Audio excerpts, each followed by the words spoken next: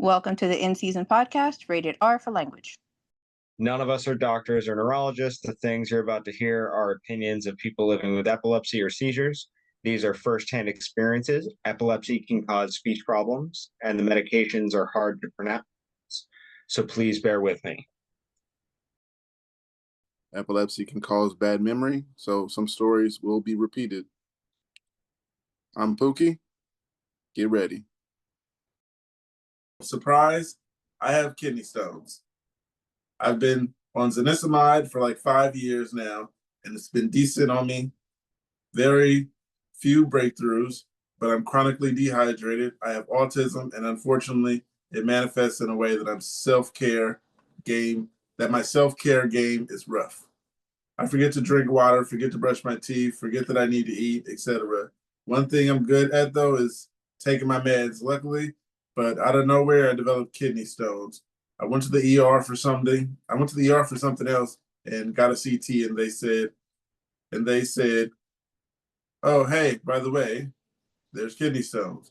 Well, I went to my neurologist, and he casually tells me, you got to drink more water than the average when you're on zanisamide.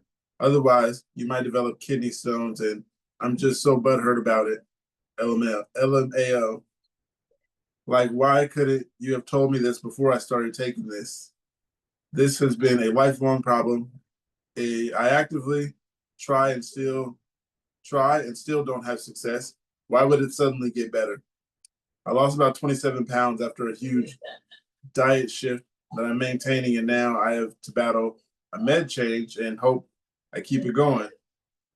I got switched to Vinpat, which I have no idea how it's going to treat me. How do others feel about it? Any problems with weight gain? Any advice on how to face these changes? I can start. The weight gain did that. My weight is all over the place all the time. I lose 20, gain 15, gain 20, lose 30, stuff like that. My weight is all over the place. And it is the medication. And we're not even on the same medication. But it's the appetite problems that cause it for me just not to eat. But then I don't understand how I don't eat. I don't go anywhere. So I'm not burning calories. But yeah, I don't understand the concept, but it's the medication. It just, I lose weight out of nowhere. Like, I'll have pants that I can't fit, and 3 weeks later I can fit them perfectly. Or they're too big. Yeah, so don't worry about that part. The weight loss part is just something I don't think we can prevent it unless you're just eating more than the average a day. Just so 3 times a day, eat 4 times a day. I don't suggest it, but yeah, I don't know how my body just decides to gain weight massively out of nowhere, but it happens. I go by the Hobbit philosophy. Hobbit Hey, philosophy. Pookie. Yes. Hey, Hannah. How's it going, sweetheart? It is 11 small going meals pretty throughout good. the day. Or is it 7? I don't remember. But basically, you snack through all throughout the day. Snack throughout the day? And then one big meal at night. For some reason, I can't do that. Okay, Snacking well, throughout the I'm a day. toaster. I have to So. be hungry, so being hungry is No, the there. thing is, I am only hungry enough for like tiny amounts. I have a My serious dad can coffee pull. addiction. I will drink coffee up until like 3 p.m. I'll have like 2 pots of coffee and I won't eat anything for the most part. And then I have like 3 meals at once for dinner. For some reason, my body just likes to eat 1 time a day and then just gorge and stuff myself until I can't eat anymore and then just restart for the next day. Oh, don't get me wrong. I can chow down, but only once a day.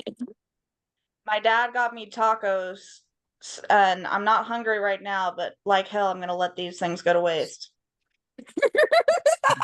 Exactly. I understand what you mean. I got food in the microwave, a plate that has aluminum foil on it in the refrigerator. I think my sister made something that's on a tray in the oven. So there's food all over the place, and I gotta eat it, or else there's gonna be the problem of I'm wasting food. So eventually, I gotta get to that. Um, I live with 3 men. Food does not get wasted in my house. um, I didn't go with the icebreaker, but we can go now. The icebreaker today would be: what's the most depressing thing someone casually said to you?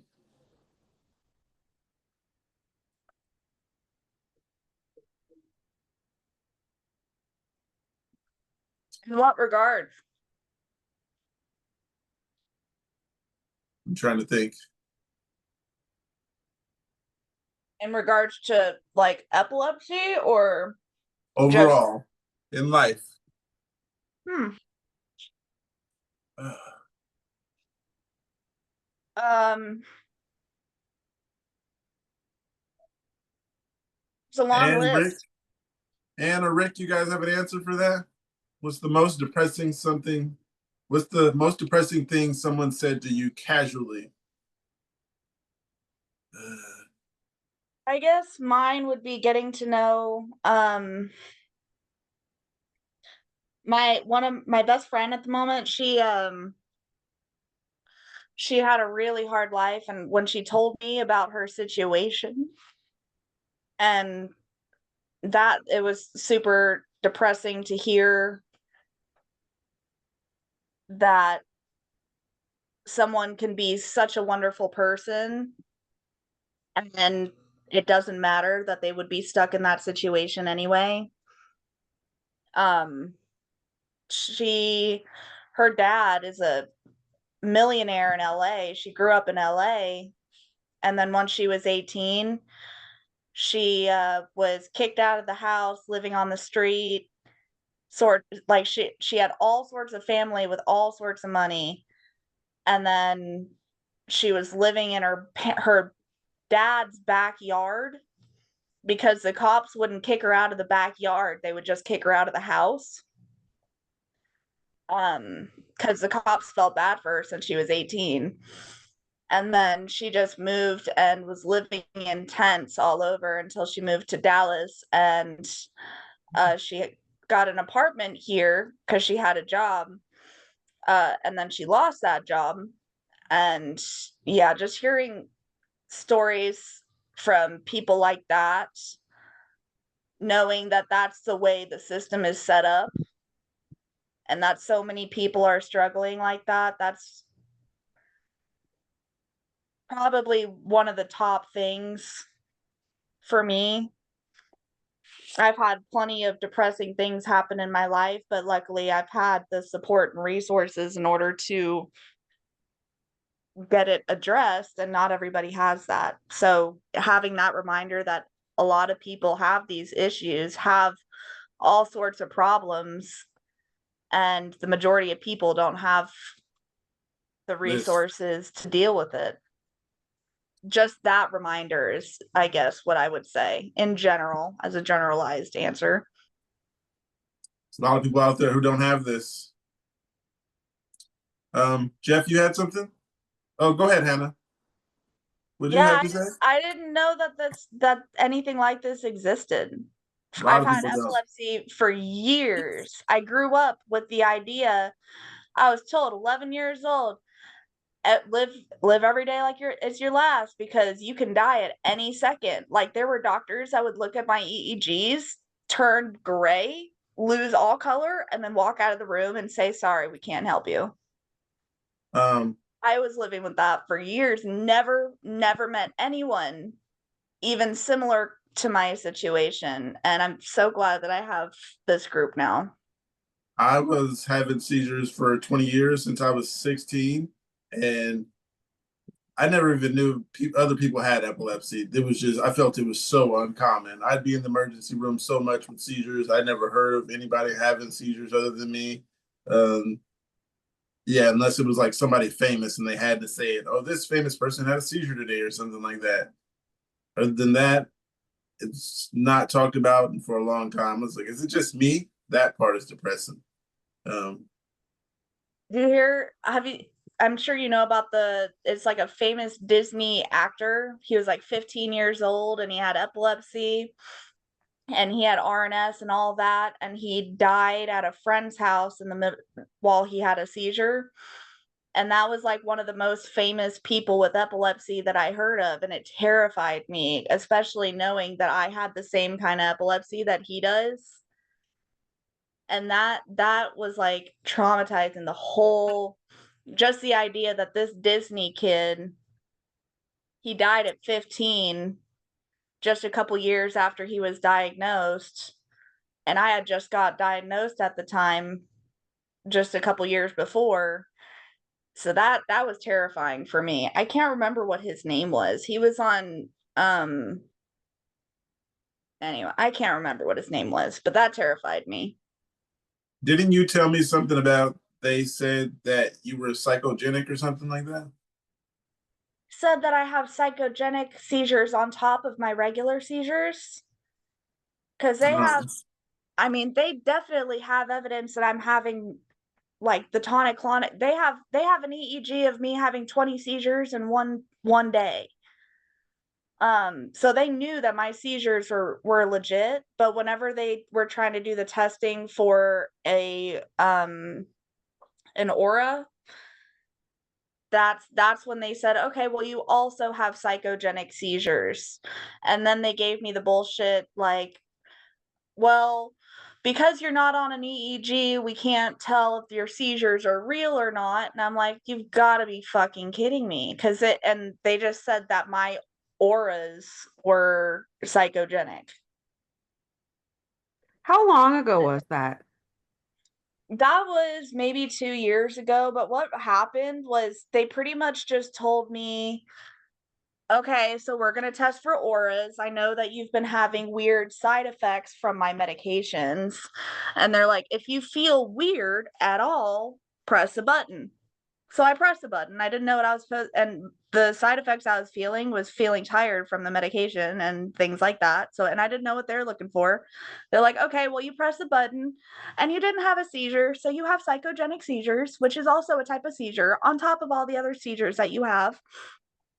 And then that became a whole issue with my insurance and them trying to say, well, I know you said you had a seizure, but we don't know if that's a real seizure or not, sort of thing. And eventually, now it's not going to be a problem because they have that RNS device in my head recording my brainwaves, so they can't say shit. But yeah, I have a friend going through, well, that went through some similar things. Eventually, I'd like you to talk to her. Hey, Jocelyn. Hi. The icebreaker today is, what is the most depressing thing that someone has casually said to you? I'm going to say mine first. Somebody told me, you can't be depressed. How does that make sense? If you're taking antidepressants, you should stop taking that. God. And I take antidepressants, which is Lamictal, lamotrigine, for seizures. It's working for the most part. I'm not having them every day. So if I'd stop taking them just because it's not stopping me from being depressed, then I'd have way more seizures. But that person felt like they were right, and they casually said it like, oh, hey, you should just listen to me. Like I read this. I don't know if it was depressing. It was just very dismissive, a family member, or I guess this is going to be out into the world, but I just said it. But a person said to me, when I was getting diagnosed and going through it all, the person said to me, well, you don't have epilepsy. And this person didn't know anything except they were just so sure of themselves. And they said, you don't have epilepsy. And of course I do. I was getting diagnosed. I had been having multiple seizures for months. I had two floppy fish fall on the floor, pass out seizures. And of course I was getting diagnosed, and this person was very, very sure of themselves. You don't have epilepsy, Jocelyn. And it was just very frustrating. And so I don't know if it wasn't depressing, but it was just very frustrating. So that was, Sometimes I'll say that's the same thing. Frustrating, depressing. You get on my nerves either way. yeah. And I'm just like, you don't know anything. You don't know me that well. I mean, it is a family member, but you don't know me that well. We don't talk very much. And what do you know about my medical condition? You've never researched this. Talk about it. Yeah, like we've talked for like maybe 10 minutes about this. Like you've gotten some chats about this. Oh, we've texted about this, but we've barely ever talked about it. And this person was very sure of themselves. You don't have epilepsy. There's no way. There's no way you That's have epilepsy. that's something I didn't understand. I'm like, we never even talk about epilepsy. So how do you know this? Like, is this something Yeah, you Googled? Did you talk to a neurologist? yeah, Or this is something you just yeah. thought it worked and I prefer not to have epilepsy, but I have it. right. I had a doctor, actually it was a nurse practitioner, when I went to and that was like 2 years ago maybe. And it was right after I had that diagnosis for the psychogenic seizures. I had a seizure in a pool, and my husband scooped me up like Superman and got me out of the pool and got some of the water out of my lungs. And then I started coughing up blood. And then I went to the hospital, and I had a nurse practitioner. Once I was lucid, she walked into my room and looked at my chart and immediately said, "Oh, she has psychogenic seizures. So she needs to talk to the psychologist or the psychiatrist, because there's no way to tell if she tried to kill herself or not." What the hell? Yeah, Man. that icebreaker, there's so many different things. So many different things that can apply to that Oh, that I have statement. another one, and it was the first neurologist I went to see. I got assigned to one after I went to the hospital, in an ambulance after my first floppy fish seizure. And so it was a neurologist. It was not a neurologist doctor, it was a nurse practitioner, neurologist person. And so I go in there and I had a friend with me. And I'm obese, right? I've lost 65 pounds, but I'm still obese. Yeah. Woohoo. And so we go in. As I'm eating my tacos, woohoo!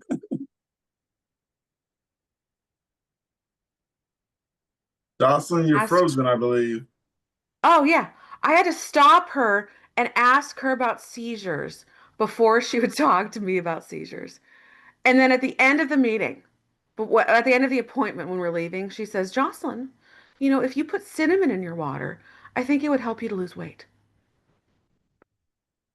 Now, granted, she like had not looked at my chart. I had been anorexic as a teenager, another bout of it in my late 20s. I know how to lose weight. The unhealthy way, you just stop eating. Cinnamon water? Yeah, put cinnamon in your water. What I No, wanted to do was go back to her in the second meeting and say, no. hey lady, Cinnamon. I made a mistake. I accidentally ate cinnamon donuts instead of putting cinnamon in my water." Cinnamon belong on latkes and snickerdoodles, Should Exactly. have not asked her if And she what I in passed wanted the to water. do is also pharmacology be like, class. "Oh, I see some fat on your belly. You should put cinnamon in your water." She dismissed me. She saw fat lady. When I had my second seizure, I messaged her through the message board on my chart and I said, "I think I had a seizure. Here's some pictures of all these bruises. What should I do?" No answer. I had a concussion, nothing. She missed things in the MRI. My new good neurologist, the third one, he went back and found things. I had the hole in my crib form plate. She missed things. She totally dismissed me. So that was it. There's the story. I'm glad you can smile about it because that would mess me up. Well, as a fat person, this stuff happens all the time, and I don't mind describing myself as fat. I am fat.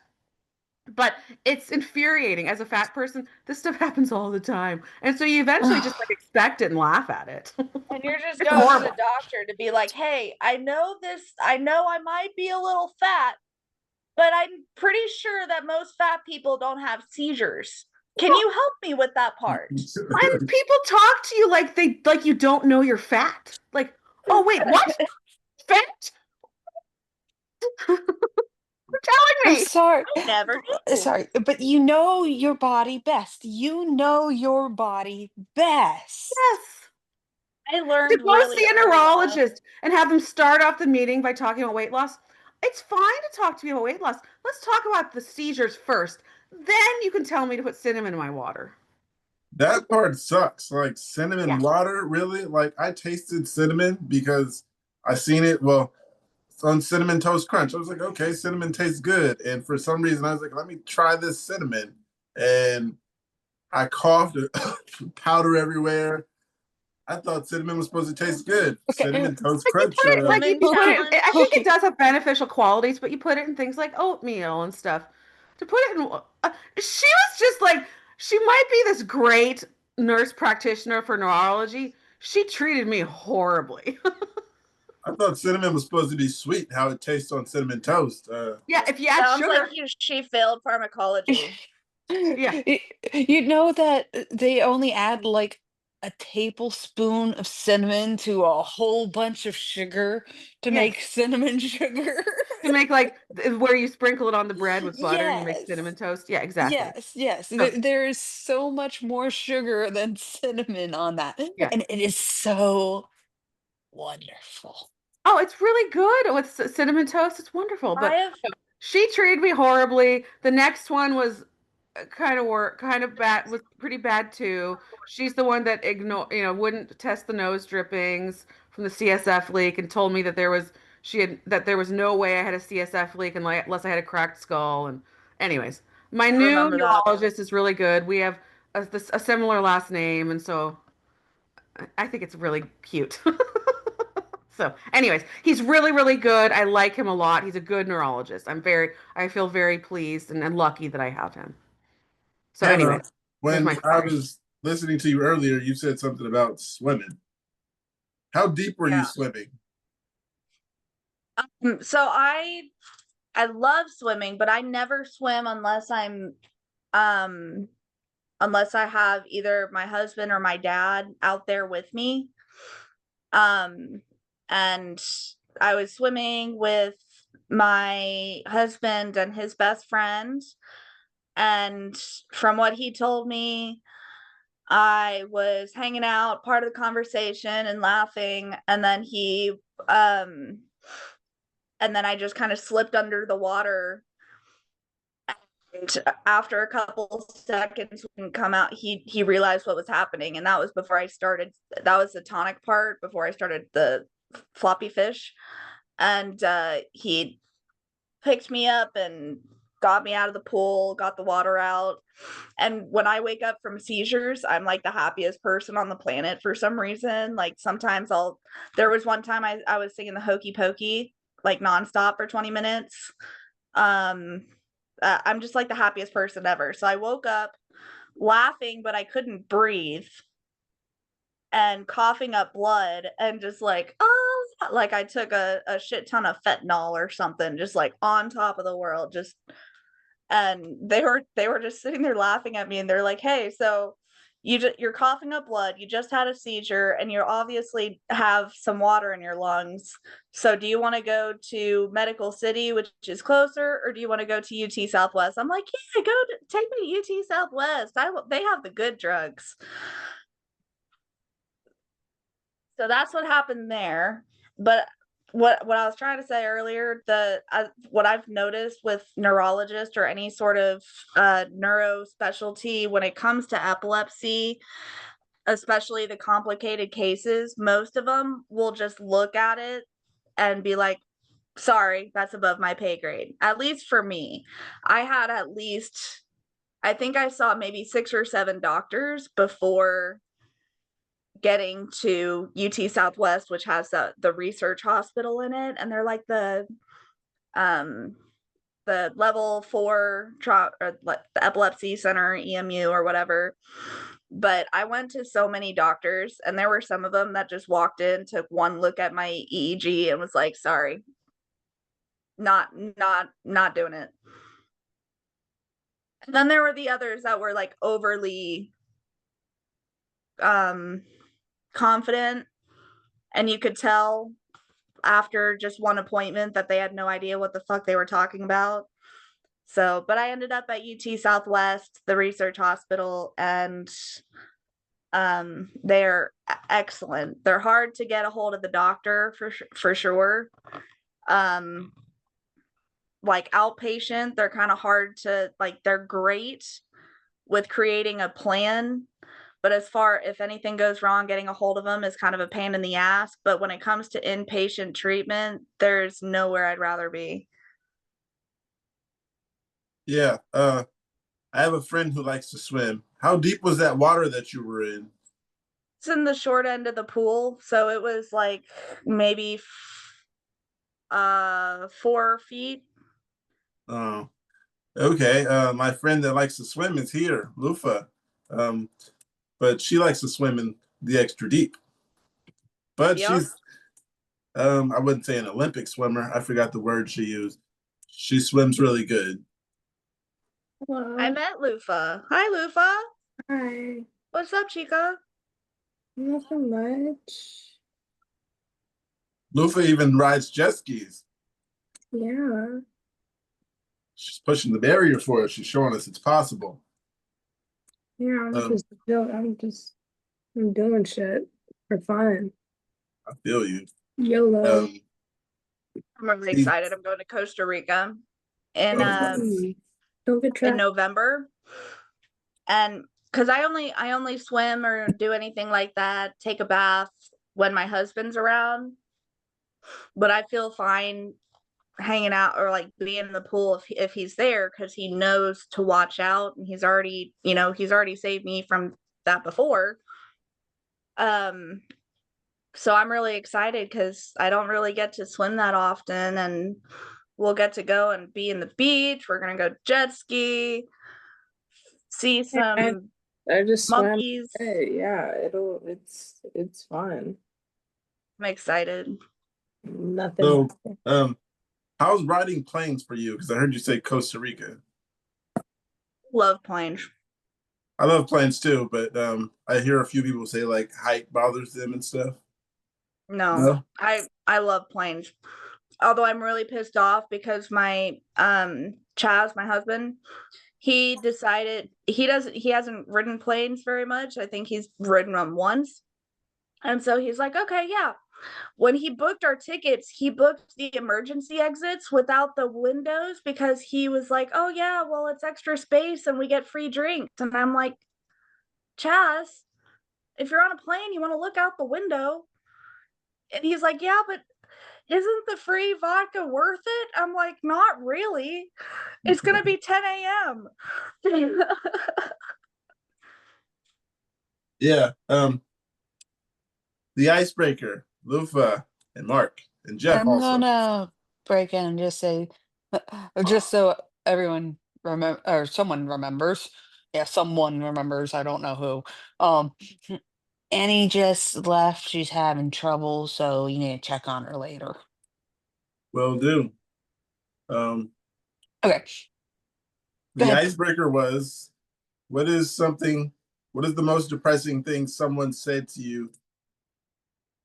I forgot the rest of it. Casually. Yeah, what is the most depressing thing that someone casually said to you? Do you want the funny answer or the sad answer? We can get them both if you'd like. The saddest thing I've ever heard someone say to me is, "We're out of cheese."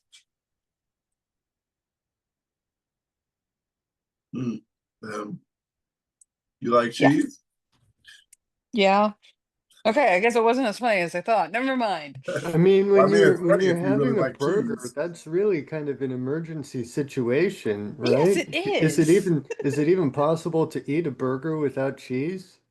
Like No. these are important considerations. I I laughed. think I was just muted. Thank you. Okay. yeah, me too. I'm sorry. I No, no, no, should you're have. good. You're good. You're good. I'm I still read figuring out everything.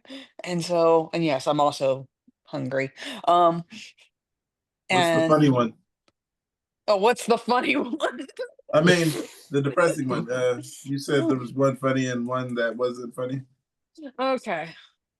One that's not as funny is middle school. I am a very, very, very proud horse girl. And in art class, I drew the best horse I had ever drawn. And I walked up to my art teacher, who I loved and admired. Miss Riley, Miss Riley. Yes, I'm calling you out. Um, and she looked at it and said, "This isn't real art." Yeah, You're a child, right? I'm a child. I'm in middle school. That's very I'm sad. going through puberty. Everything hurts. Every word hurts. Yeah. It's She rough. comments from a bitch wouldn't be depressy from me because, you know, they're a bitch. They're gonna say some bitchy things. Right. Well, and it sounds like she wasn't a very sensitive teacher, and she's teaching Oh middle no, school. she was a horrible teacher. Yeah, that is horrible. She should have was been more like- At sensitive. that point, trust me, this actually happened very early on in the school year, so my love of her died very quickly, I can if imagine. that makes any sense. Yeah. Yeah, I can imagine Yeah, as a teen how art your love teacher died. and Yeah. Well, and my you art wouldn't teacher have in wanted high to open school. up to her anymore.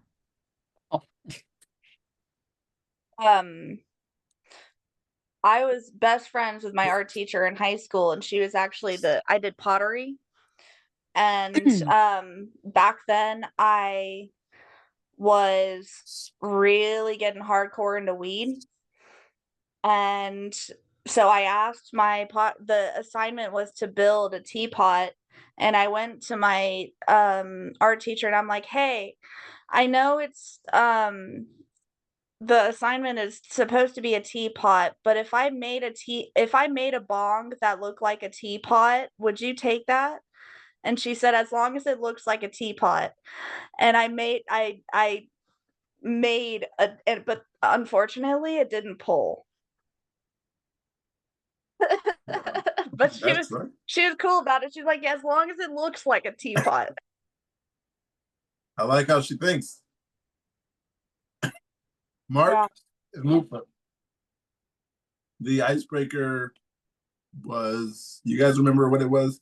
Oh, what's the most depressing thing someone casually said to you? I mean, I'm honestly having trouble thinking of something someone's casually said that was depressing. Mine was somebody told me that I can't be depressed because I'm taking antidepressants, and if I'm still depressed, I shouldn't take the pills, and the pills are actually for epilepsy. So I was just like, you don't know what you're talking about. I'm taking these. Maybe something that someone said really like ignorantly and they didn't realize what, you know, it's a very vague very, very vague icebreaker. Leaves the door open for a lot of answers. It does, Pookie. Because mine was like a family member said that I didn't have epilepsy when I definitely did. My Luca, how first about you? Well, I guess in that vein, the one time I ever put myself out there and tried dating, the girl I was dating kept insisting that I did not have Asperger's syndrome when I had told her that. And I don't know why, but that was just one of many things that were troublesome with that relationship. But that was the big one that really kind of, it's like that was the one thing that finally explained uh, me. And now you're trying to tell me no, then that just means it's all me that is the problem. So, Glad you're out of that. I was going to say the yeah. same No thing. kidding. People that Yeah. can't accept us for who we are, they need to just go away. Lufa, you there?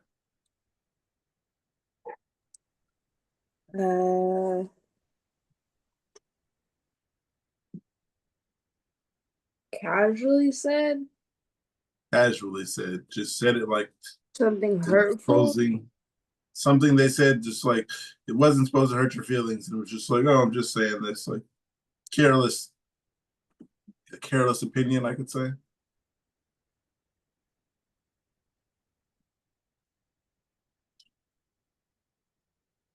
You want to come back? I mean,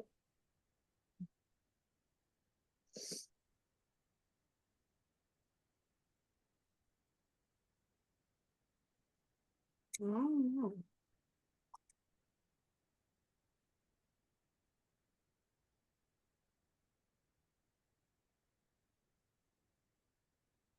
Yeah, I understand this is a broad one and it could take some time. We can come back to you. Sorry. It's all right. I'm not gonna forget though, so think about it. I'm gonna come back to you. Might be an hour or two. I'm coming back to you. Got something here. It says I'm still not diagnosed. Should I give up? I had epilepsy from a baby to age 14 and discontinued meds because of liver damage and absence and tonic-clonic were under control. I didn't know about focal seizures until I was in my 30s. Started researching because of what I was feeling. Then I was like, wow, I am having those. But nothing ever shows up on an EEG, despite having episodes while hooked up. My epileptologist told me about PNES and FND, referred me to a site evaluation and OT and PT for the walking and speech issues I get when I have my episodes. I am waiting to see a therapist. I have seen a psychiatrist already. My episodes are getting more intense, and so, for some reasons, sensations moving to the other side of my body, more ringing in my ears. I get disorientated. Haven't driven in 4 years. Maybe I should just give up on trying to figure this out. Anyone have this experience? I was in high school. I was just told you have epilepsy. The second time you've been to this emergency room, we're not even gonna talk to your primary. You've been here twice for a seizure. You have epilepsy. Basically, how I felt about it. I was just like, damn, that sucks. And then I left because I didn't even know what the fuck epilepsy was. Just like, okay, all right, thank you. Take out your pills up front. Sorry. Go ahead. It was just a comment. You said you didn't know what epilepsy is. Who the fuck does? Right. I didn't either back then. Like no one, like I said, I was diagnosed. I was 16. And I had them I had the first ones, I had them at school one day, and then 2 days later I had another one at school. So my mom had never actually seen one for like 4 years in. I was having them at school. Maybe not 4 years, I'm a little exaggerating. She's gonna see this. But there was a long time that she didn't actually get to see one because I was having them at school. And, Absence at school? Huh? Like the sit and stare? No, I'm having full TCs. At Someone school told and nobody me, fucking said anything? no, they sent me to the hospital, and my mom would pick me up from there, and they'd be like, "Oh, you had a seizure." And then the second one, where she picked me up, they were like, "Oh, your son has epilepsy." So then we were just like, "Well, all right." And then for a while, I was just having them at school. So she never got to see one for a while. But yeah, School's stressful. That makes sense. I don't Yeah. understand how a little kid has a tonic-clonic seizure at school, gets sent to the ER via ambulance, and they don't set him up with follow-up neurocare.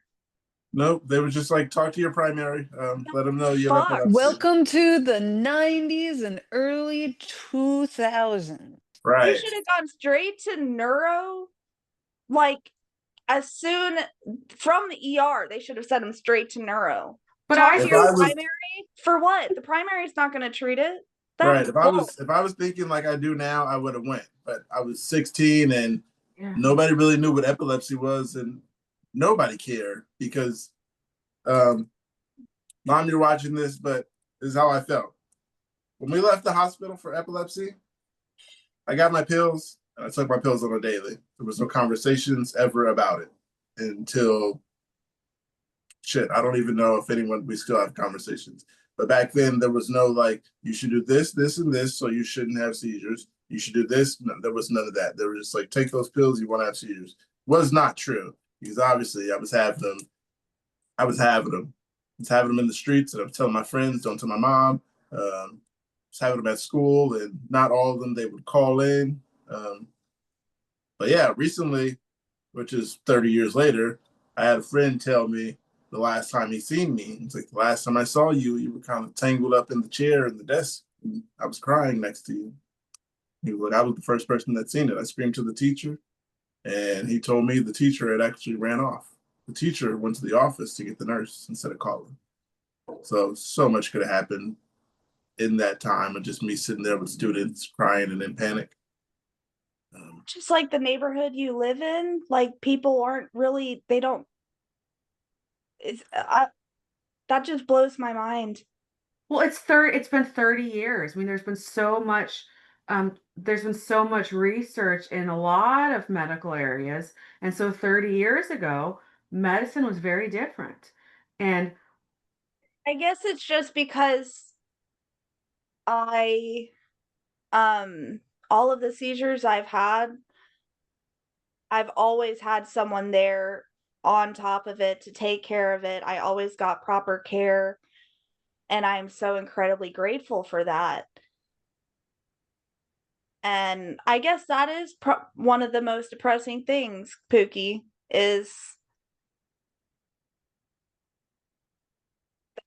a lot of people have these problems and not everybody has the resources and gets the same level of care and support.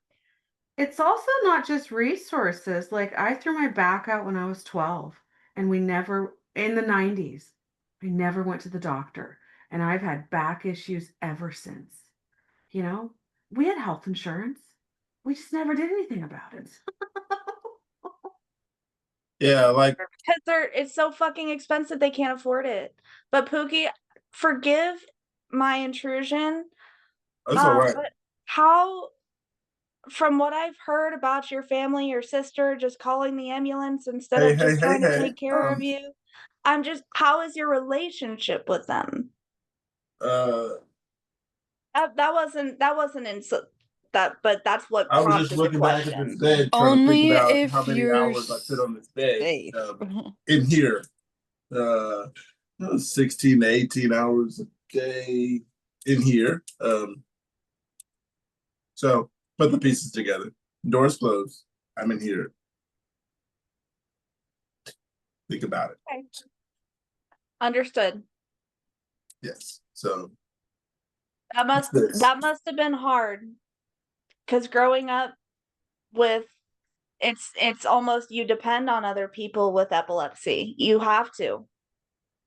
Yes, That's one of the main things about epilepsy. It takes away all your independence. I lost all independence. I was told, I wasn't even told by my job. I was told by family, you're not going to go to work again. I wasn't like told, I was never fired for having seizures, none of that. I was kept on for having seizures, managing places and full businesses and stuff. And it's a good check. So stayed on. Like I had a seizure at work one time and I'm at the cash register. Um, I've seen people leave for like headaches and migraines. I got up from a seizure and she's like, you want to finish your shift? You got 4 hours left. I was like, sure, why not? I need the money. And I stayed. Oh my gosh. Yeah, like no one knew anything back then. Like they said, it's the early 2000s. That's when we just got the internet. So everyone was only telling me, but when I finally started having seizures outside of school, people were only telling me like, oh, you shouldn't have it. You shouldn't be in front of this TV because of the lights, or you shouldn't do this because of this. And those were the times where no one knew anything. Oh, we heard that bright lights can make you have a seizure. We heard that. someone was watching a cartoon and it was on there. Bullshit. How many of you guys are triggered by lights? Um, Can you raise your hand in this meeting? you Let's see could, what we can do. but no one here does. It's like 1% of the epileptic population that has photogenic seizures. So you're not gonna find one here. It's gonna be rare. But we'll She's read not the questions. only one here. I know that there's a couple of our friends who are. Yeah, sorry, it's dark in here, guys. I just have a killer headache because I had a seizure on Friday. It's all right. And it hasn't gone away, the headache, yet. Yeah, she was if you guys didn't know, she was 7 months seizure free. I was like, lucky you, but That has never fucking happened, and it just like really fucked with my psyche for a minute. I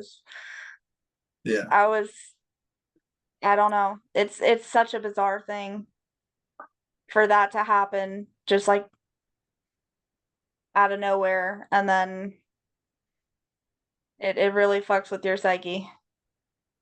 Yeah, back when I first got epilepsy, it was mostly told about stuff that no one researched.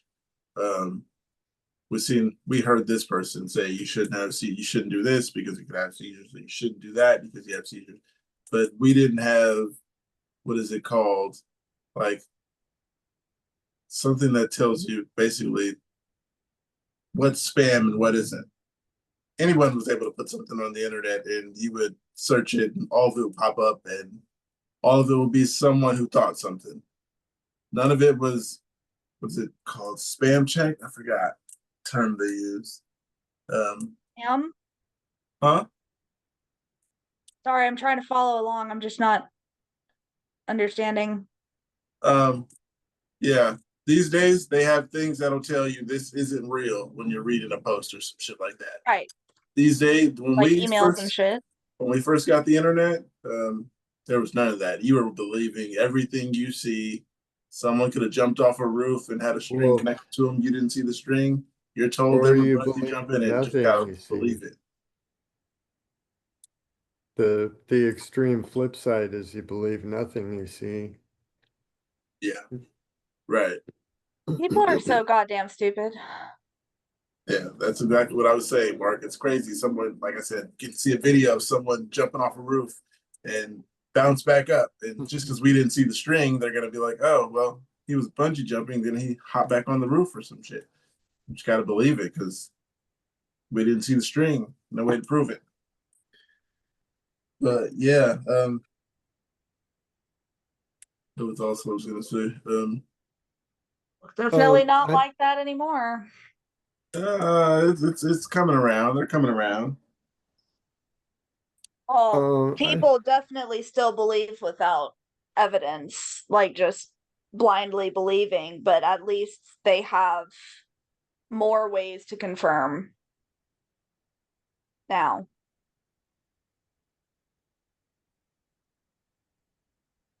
Yeah. So. Oh. Oh, hey, Raven. Shut up now. Sorry about that. I forgot you were there, Raven. The icebreaker today was, what was the most depressing thing someone has casually said to you? Okay. Yeah. My mom told me that I needed to get my life together. And that was like, I don't even know, 8 years ago. I'll never forget it. And my life will never be together. And she just kind of said it in conversation like it was no big deal. Right. My life will never be together either. It's in a bunch of pieces on this desk in front of me. Just won't happen to fix itself. But right. I understand. Hey, Raven, I'm curious how together your mom's life is. Extremely. She's neurotypical and like I'm not. So she's she's like a machine, and you know, I was diagnosed with a disease that eventually left me primarily bedridden, and it took a really, really, really, really long time for her to get over the fact that I'm disabled. And she's like super supportive at this point in my life, but at that time she was in heavy denial, and it kind of was taken out on me. Nobody wants to see their kid be disabled, and I think she kind of Right. grew up with tough love and thought, oh well, But if I again, you just don't take it out on the kid. no, I think she just kind of thought, oh, if I am a tough parent enough, then maybe she even felt like she failed as a parent because I was not able to thrive on my own. But she's, like I said, she's done a total 180 now, but at the time that was by far the most depressing thing anybody's ever said to me, and I will never forget it. Yeah, I understand why that could be depressing. I understand why if you wanted to avoid that person. Personally, I would, but that's just me. Yeah. Yeah, it definitely damaged our trust and our relationship for a long time, but we've been able to rebuild that, I think. Okay. Good. Good that you're progressing. It's getting better. That's always Yeah. a good thing. Just shows how strong you are that you got through everything that you went through pretty much on your own without as the support that I mean that just it's admirable. Thanks. It was definitely lonely for a while, but uh, we move on. People are always like, "Oh my God, you're so strong. You got through it." But I mean, the alternative is to not be alive anymore by choice, right? And so I think we all here know we just have to deal with the hand we're dealt. Yep. Something I you should was be proud of that you worked through it like that. Thank you. I appreciate Shows you. your strength. You're really sweet. Thank you, Hannah. yeah, Kepler was the only one that had me feeling like I'm gonna do this voluntarily, do it because I want to. And I never think like that. That was the medication. I was a kid. I don't know why I was thinking like that. Gave up on a lot. Like, damn, I had a seizure today. Today's the day. You had those thoughts as a kid? Yeah, I was taking Keppra. Oh my God, I'm so sorry you had to go through that. Yeah, yeah, it's all right. Then as an adult, I believe, well, no, not I believe, I was told that I threatened to jump off a second story balcony. So I woke up in a psych ward, connected hand cuffed to the chair. Wow, that's traumatizing. By both hands, left and right hand, cuffed to the chair. Jesus. But also, I'm in a room with maybe 30 other people cuffed to chairs, both hands, and we're about 2 or 3 feet apart, so we can't touch each other, of course, because we're cuffed. And then some of them are coming down, so they're screaming, and some of them are supposed to be at the psych ward, so they're screaming. And then there's other ones who are screaming because telling the other ones they should stop screaming. Oh my gosh. And then there's this one guy sitting behind a glass. He's just like, he's just watching, making sure everybody's safe. But other than that, he could have been there on his phone, on TikTok, or anything. He was just back there. You couldn't scream to him because everybody else was already screaming. So if you scream to him, he's just thinking you're just one of those guys screaming. Sat there for like 4 to 5 hours, just sitting there, just constant screaming. I was wishing I had a seizure. I was like, I need to have a seizure so they notice that I get the fuck out of this chair. But that's where I woke up at. Oh my God. The craziest the craziest memories like from when you are taking those meds that really fuck with your head, like the ones where you get those psychiatric side effects and you're doing all that weird shit and feeling like just crazy. And the memories I have from that time is just like a bundle of chaos. Like you can't really pick. And then I only remember like half of it, and half of it is other people telling me what happened.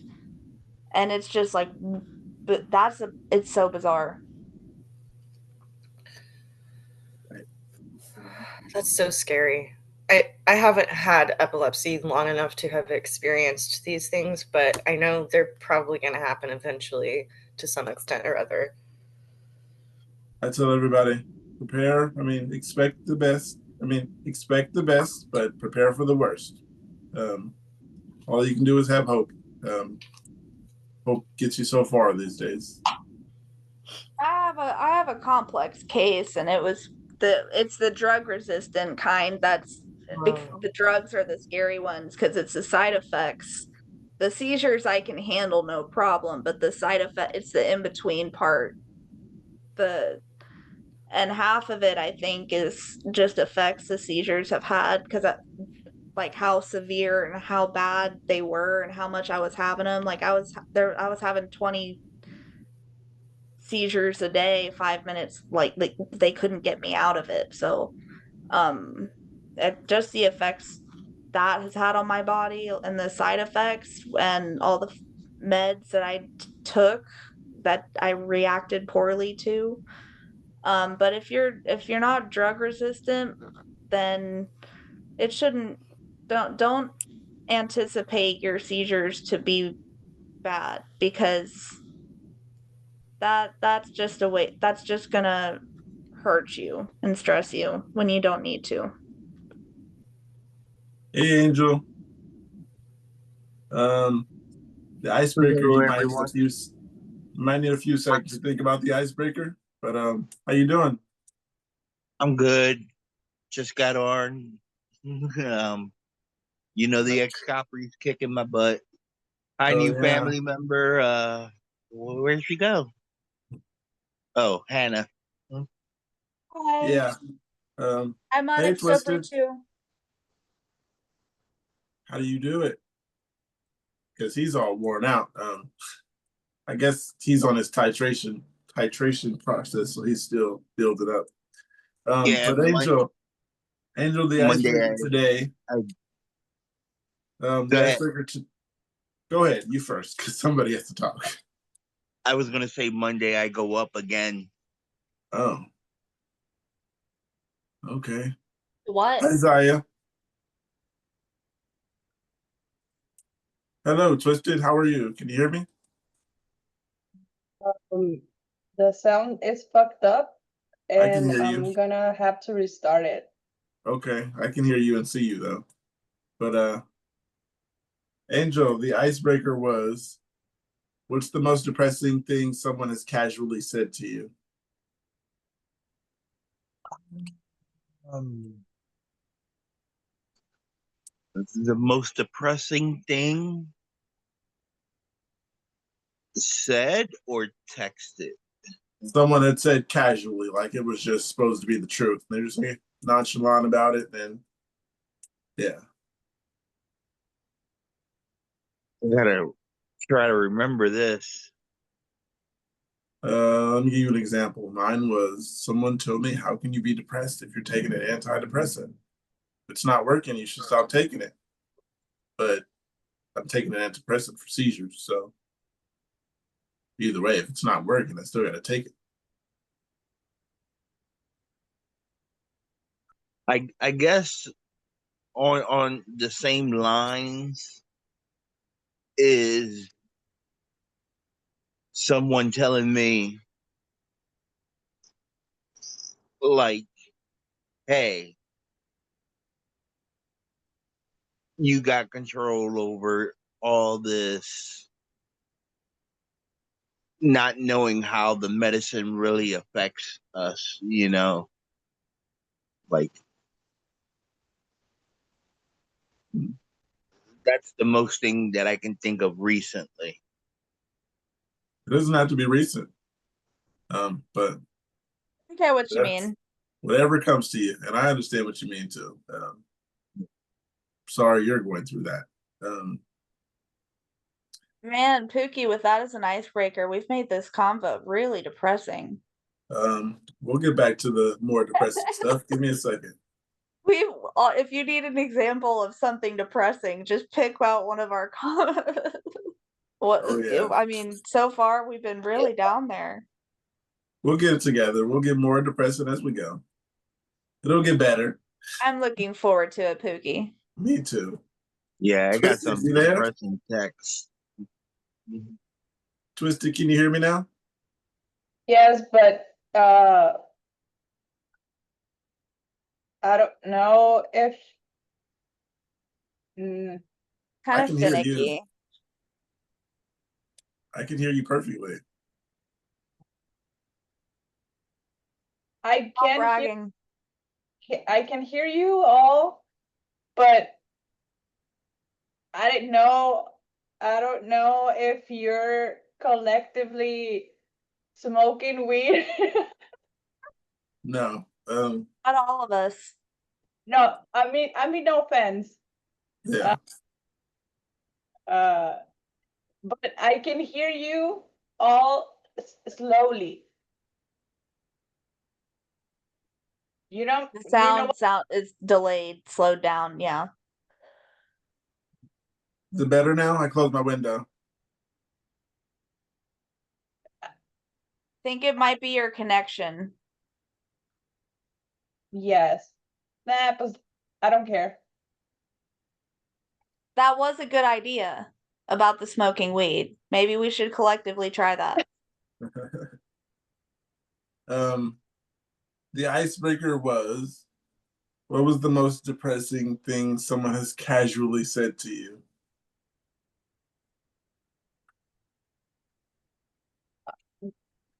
Wait, is it my Say that again? Wait, is it my turn? Yeah.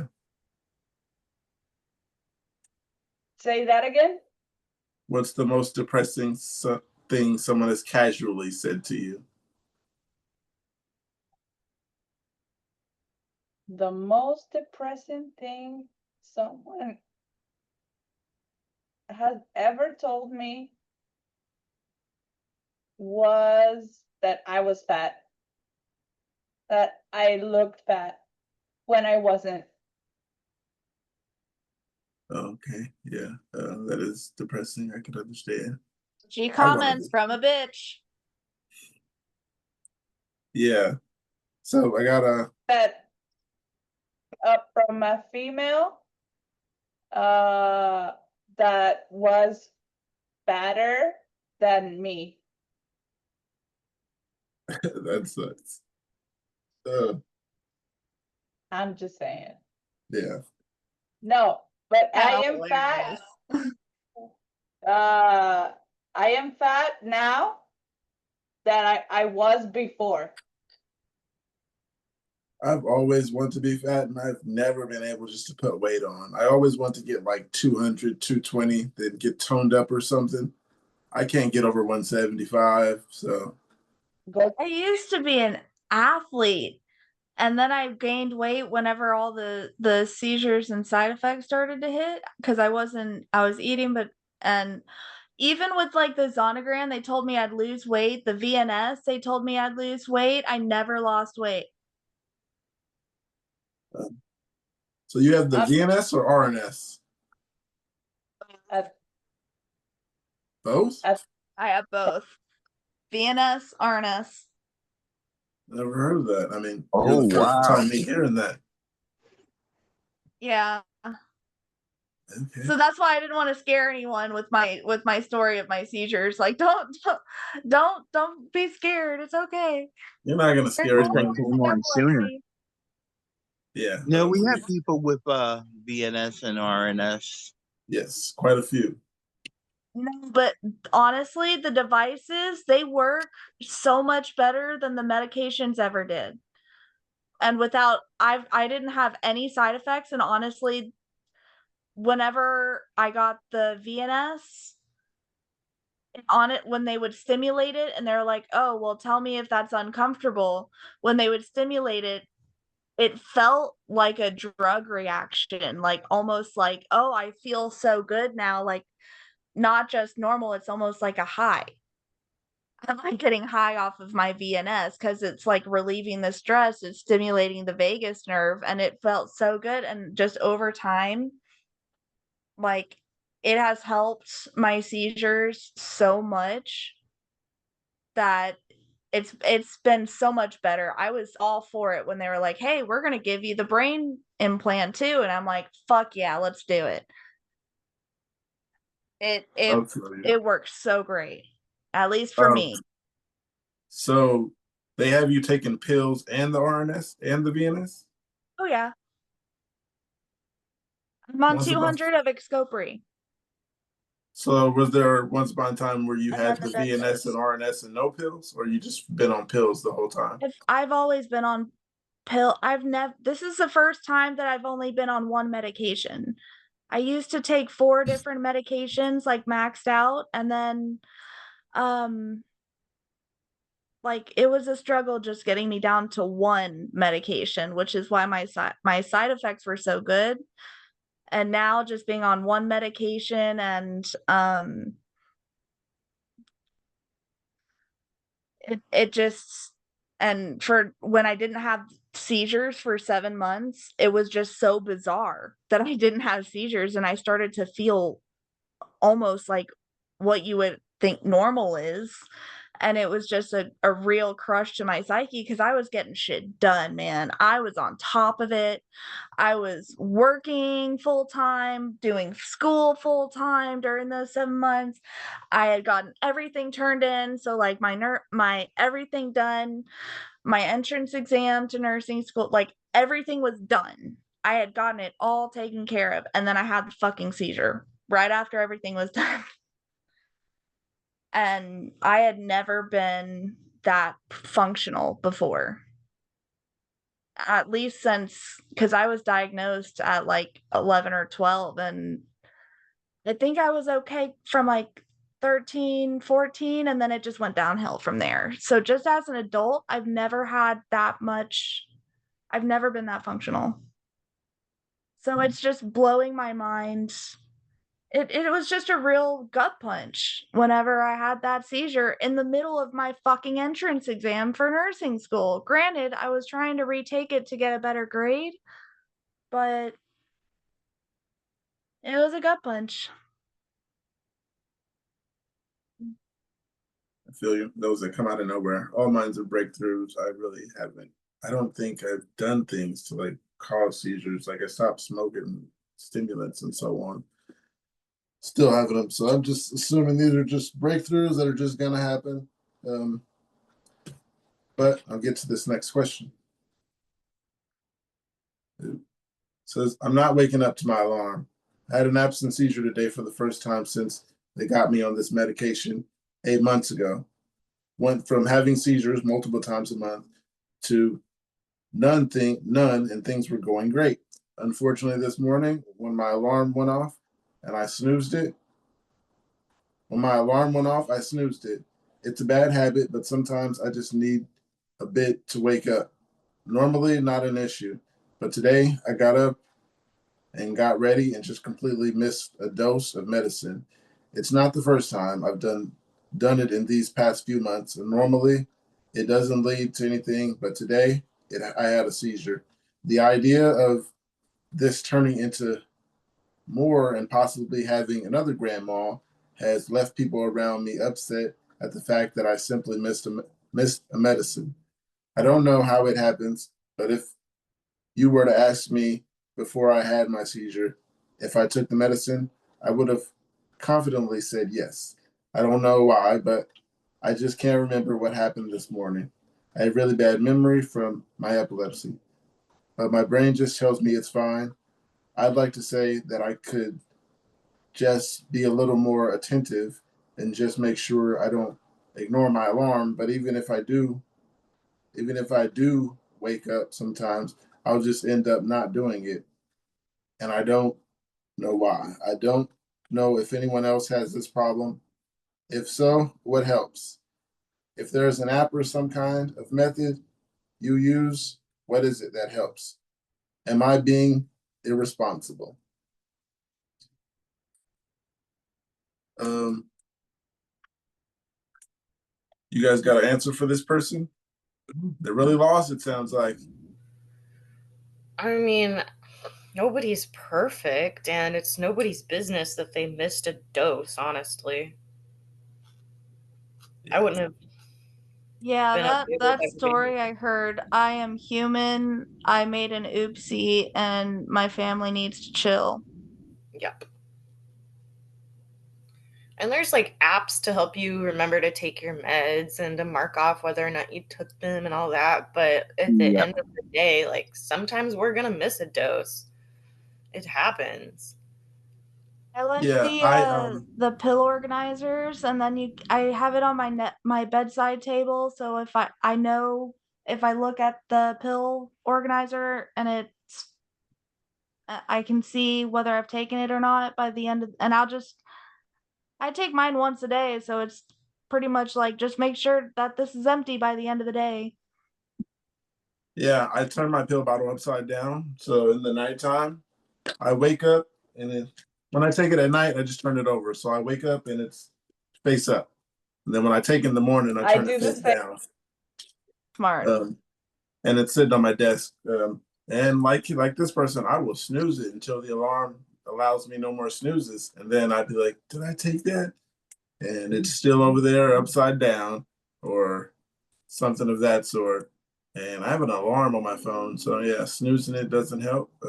I snooze every alarm.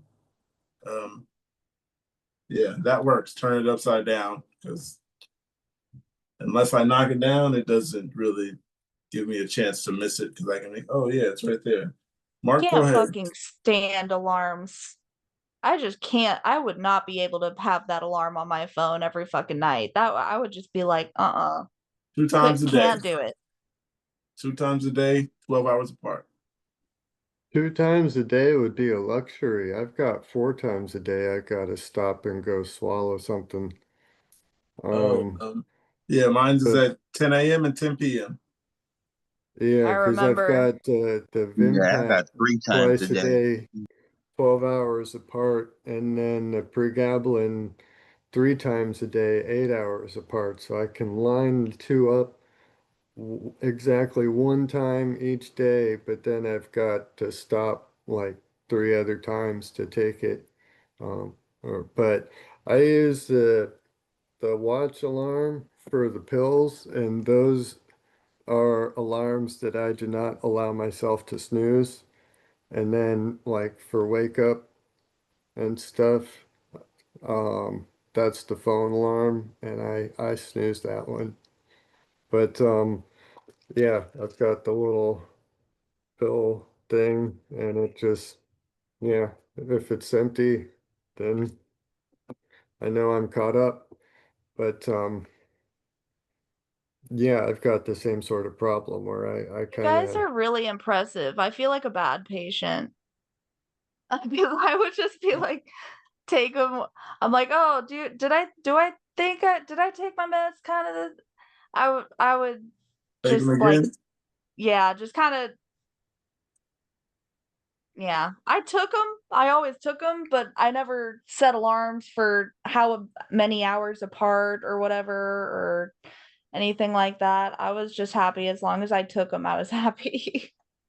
have you had more than one time daily though? Didn't you say yours is once a Yeah, day? I used to take my Vimpat. Like I would take my Vimpat when I woke up at like 7 a.m. and then I would be like, take a nap, wake up from the nap. Okay, I'll take it at 2. Oh, okay. Like, Well, just as long as I'd take it once in the morning and once in the evening, but I wouldn't take it 12 hours apart. I would just be happy if I took it. yeah. Well, The alarms annoy me. I think that's the point though, like to annoy Yeah, you into action. Yeah, but I just I don't want to spend my day irritated. understandable. Yeah, I have alarms and I use the Epsy app to remind me that it's pill time. So, but sometimes I will put, all right, dose taken on the Epsy app, and I'll be like, did I take my pill? And I have to check my pill organizer to see if I took my pill or not. Still, sometimes. Been there. Yeah.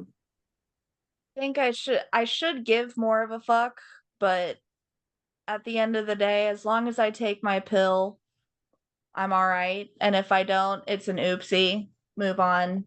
Take it the next day, you know? Yeah. How many times have you ever double dosed? Like, I think I took it. I'll take Probably. another one just in case. One of the comments here says, I do not double dose on the benzo and the Excopri. I am not double dosing on those.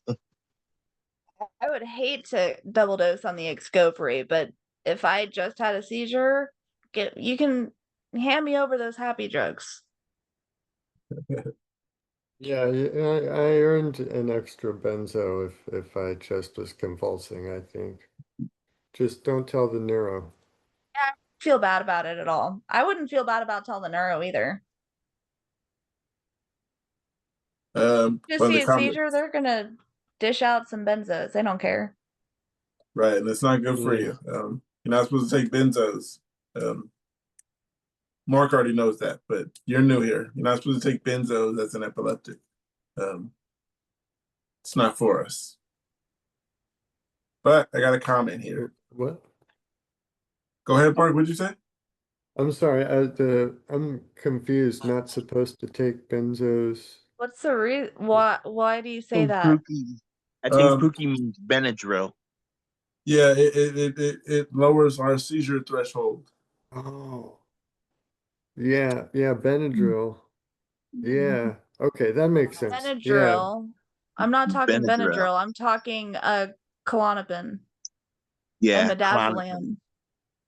midazolam. Yeah. They prescribe us that.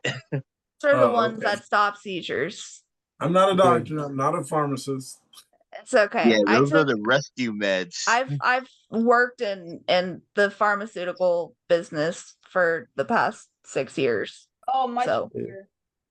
Yeah, I got in trouble with my neuro yesterday because I told her that my Saturday seizure, when I got the nasalam, um, I asked for Klonopin as well because my eyes were still doing that jittery jumping thing, and I didn't want another jolt of midazolam just to stop that, but I didn't feel like it was completely done. So,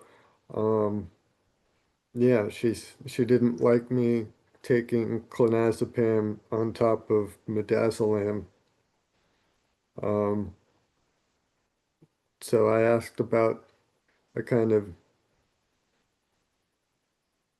out loud kind of wondered, what about which one has the stronger binding affinity at the GABA A receptor site?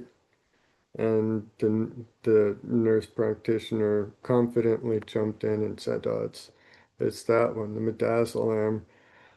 The clonazepam has 4 times the binding affinity of midazolam." So I'm not convinced that my current nurse practitioner she is. sounds like she doesn't know what the hell she's talking about. Mm, Midazolam is 5 milligrams, the Yeah, nasalam, 5 to 1. and you're only supposed to use it if the seizure goes on a couple minutes because it's 5 milligrams, and that's like a really high dosage. But the clonazepam is not meant to. That's for in between, like if you feel a seizure coming on, and it's 0.25 milligrams of uh of Klonopin, and Klonopin is not as strong as midazolam. So it's not even in the same ballpark in the dosaging. And that's why you're not supposed to use that. That's like it's a rescue medication. But Yeah. for epileptics, Klonopin is not just a rescue medication, it's a preventative. So she doesn't know what the fuck she's talking about. You need to get a new doctor. Yeah, I take 1 milligram of Klonopin a night. Daily? Yep. Ever since that Wow. cluster. Have you ever heard of the medication clobazam? No. The Clobazam is I'm blanking on the brand name now. Yeah, it's a daily. Clobazam is the brand name, but it's pretty much Klonopin, like It's a long different release operation of the Klonopin. benzodiazepine, right? Because isn't It's a Klonopin benzo. a try something? It's yeah.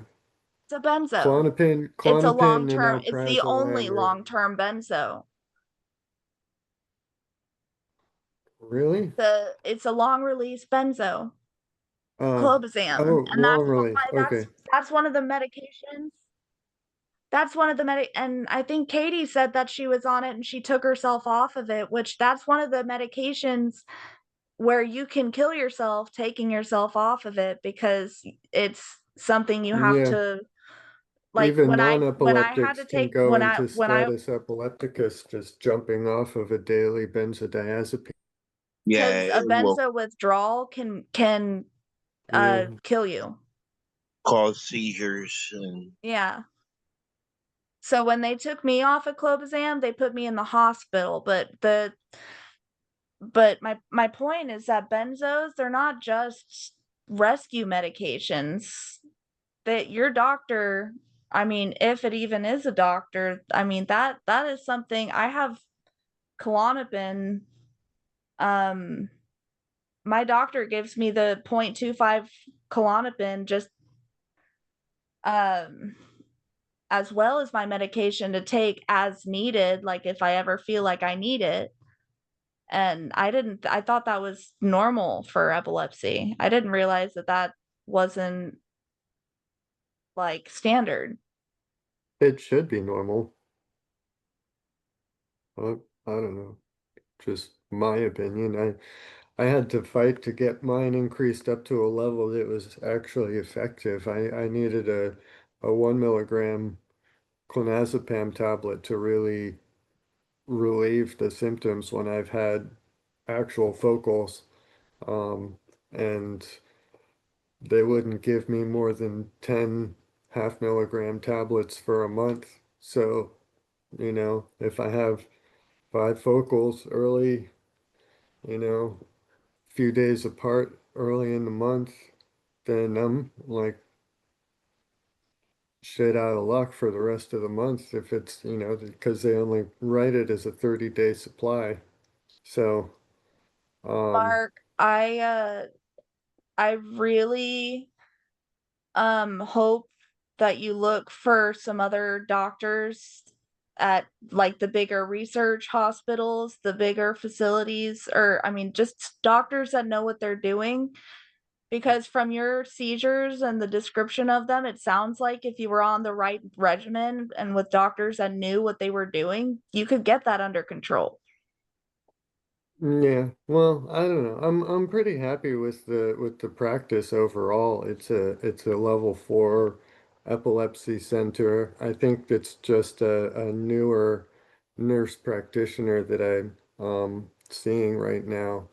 Um, Everybody's got to start somewhere. I'm just, you know, Makes sense. not gonna take her word for it, but I don't see any reason to really try to jump ship immediately. I just got dropped in her lap actually because the other nurse that I was seeing was got a different job and left the practice. So she's basically catching up on like the past year and a half of the whole EMU stays and medication changes and everything that the other nurse was responsible for that whole time. So, um, yeah, she's got some catching up to do. And this is the first big seizure that I had while under her supervision. So, she hadn't changed anything in the lead up to that seizure either. So I think it was just stress. There was a lot of stuff going on. So, Breakthrough. Yeah. yeah, I mean, shit happens, it's not always the provider's fault. So, I think we should make that the group mantra. Shit happens. wish Yeah. it was just shit happened. I Some of vote these yes. doctors. But one thing that did bother me about the meeting yesterday, she said that she was hesitant to call what I experienced last Saturday a seizure, because it's, as she put it, it's an extremely unusual presentation. The nystagmus, the eye jittering going into the aware clonic, um, I guess the right frontotemporal seizure that they recorded at the EMU, um, is not really consistent with those sort of symptoms. Um, so, I mean, I can understand that, but if it wasn't a seizure, I kind of want to know what else it could have been. Um, or, you know, I mean, I just um, insisted to her that, just because those seizures started in the right frontotemporal lobe doesn't necessarily mean that all seizures that I have start there. And that's when she agreed to do another EMU stay. But this time at the EMU, she doesn't want to take me off of my medications, which I I don't really get that. If they're trying to provoke more seizures, don't they want to try everything they can? But I guess if the seizure that I had that they're trying to recreate had occurred on the medications, is it possible that that would suppress certain focal seizure activity? And Might have wanted to get a baseline of what your EEG looks like on the medication. yeah, but they did that this morning. They had me go in for like the 30-minute or hour-long like baseline EEG appointment. They don't need to send me 5 days at the EMU. I mean, they're gonna do all the like the sleep deprivation night and the strobes and all of that stuff, hyperventilating. So it's not like a true Yeah, baseline. I I don't know. Do you kind of guys sounds think I pointless should push then. her to take me off of my meds next week while I'm there and kind of insist that if they're going to try to record a seizure, we should really get serious about it? Or, um, because as much as I hate the whole EMU process, I'd rather go through as few of them as possible, but make them as torturous as possible, if that makes sense, you know? Get as much out of it as possible. The question I have is how much are you comfortable with the medication you're on? Do you have any side effects? Like, are you okay with the medication you're on?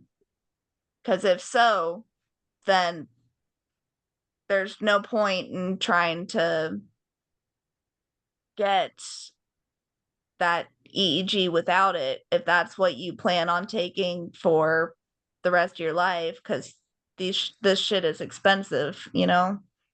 Yeah, If you're not okay with it, then yeah, get a baseline and see what we can do and work from there. yeah. Well, hmm, But that's up to you. yeah. Well, thank you. You've given me a lot to think about this weekend. It's my pleasure. Oh See, yeah, Angel, while my we're here, mom decided to become an EEG tech because of me, and she's doing it at the hospital that I go to. And that hospital, like, they know me by name. Like, everyone on the floor, even the ER, anyone on the 8th floor and in the ER, they all know me. and they know my mom, and every fucking patient she has, she's like, "Oh yeah, my," and she uses it as a, because she works on the epilepsy floor, and she's like, "Oh yeah, my daughter, you'll get through this because my daughter has epilepsy and she had her surgery done. You couldn't have picked a better place." And she loves kind of like making that as part of her job, and I'm just so tired of hearing about it. I hate the glue. I hate carrying the ambulatory around, Ugh. especially the ambulatory. Oh my God. You're I've wrapped never had around an like you just ambulatory. been. No, Oh actually, my God. I've had one or two, but most of the time they just put me in the hospital. No, I got sent back home and they wrap you around like you just came out of an accident or something. And then I was working in a warehouse then, so I was like, I'm definitely not going to work. I'm using my pay time off. My thing about the EMU stays, all the people there loved me as a person, but they hated me as a patient because I was the one that tried to sneak like weed vapes and nicotine vapes in, and they have you on camera and they're constantly watching you on camera, and the nurse will come in and they're like, "Dude, we told you to cut it out with the weed. It's fucking with your hospital, like your thing. It, like, we can see it on the EEG, we can see it on camera. Cut it out with the weed." And I'm like, "Okay." And I didn't stop. I never stopped. And so cuz if they want a true baseline, shit. Sorry. They got to let you be you. You But that was the most irritating thing, was being on camera, not being able to do my things. are you from the South? Why? Can you hear it in my voice, sweetheart? Yeah. That sounds like something that'll happen in the South. Dallas. And also, yeah, your voice did, but I didn't want to assume that. Oh, you're from Dallas? Yep, born and raised. Oh, Dallas sucks. They do not have any nature in Dallas. yeah. I'm just saying that because I'm an Eagles fan. We have the worst football team on the planet. Yes. I hate You the guys- Cowboys. You got the Cowboys and the Texans. Yeah. You We're don't not like very neither? great in sports. Oh. What about you guys? Texans. Where are you from? I was in high school, but not very great at sports these days. Actually, I could run. I could play basketball still. Texas has some You really could be the mean next volleyball, Kobe though. Bryant. Pookie. No. Volleyball, we have some real good volleyball players over here. Yeah. So what else is I gonna say? I am from Texas, South Texas. South Texas. I was born and raised in Dallas. Hmm. I'm from California. I'm from the Bay Area, San Francisco Bay Area. My best friend's from LA. Oh, Born and raised in Philly. nice. Philly is the spot. Orlando area here, Disneyland. Ooh, Florida. Never trust a driver with a Mickey Mouse sticker on the back of their vehicle. They are the worst drivers. Like, You watch kidding? the I out. ones- wouldn't trust anyone in Florida. Well, I mean, there's a baseline of distrust, but the Disney pass holders take it to a new Those level. are the asshole symbols. Yeah. Here it's pickup trucks. Oh, I own a pickup truck. So Pickup Oh. truck in Dallas, that's where you get the assholes for sure. The pickup trucks with the Or the wheels. Jeeps. Pickup trucks with the tires taller than me. Yes. They're lifted. Dallas drivers are so bad. Dallas drivers are probably the worst drivers in the country. Only Houston is worse.